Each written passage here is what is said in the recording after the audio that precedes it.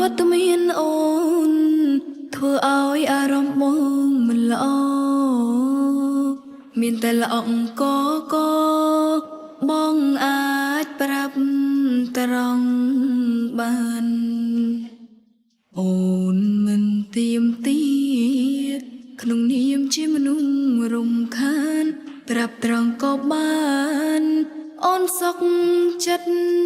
ដើរចេញមិនបន្តក៏មិនឲ្យគេចាំរាប់ខែឆ្នាំចាំយើងបែកគ្នា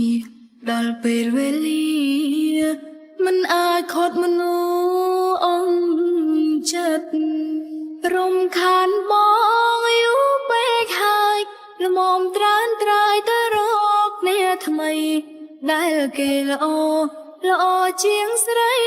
មានអ្វីដែលបងប្រាថ្នាស្រឡាញ់បងស្រឡាញ់ខ្លាំងភ្នែកស្រវាំងមើលមិនឃើញថាបងអងចិត្តអស់ស្នេហាលែងត្រូវការអូនទៀតហើយ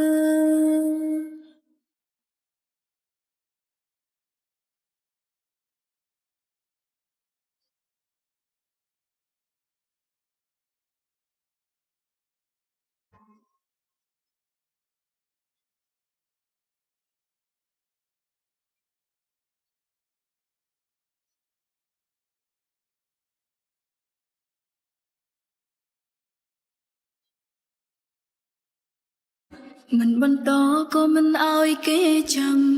រាប់ខែឆ្នាំចាំយើងបែកគ្នាដល់ពេលវេលា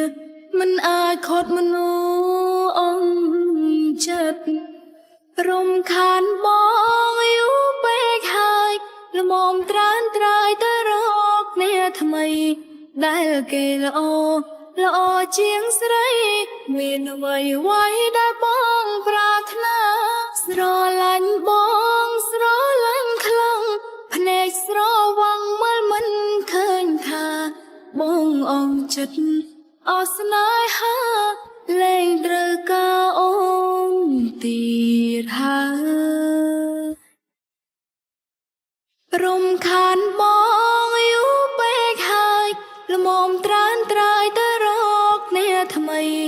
ដែលគេល្អជាងស្រីមានអ្វីដែលបងប្រាថ្នាស្រឡាញ់បងស្រឡាញ់ខ្លាំងភ្នែកស្រវាំងមើលមិនឃើញថាបងអងចិត្តអស់ស្នេហា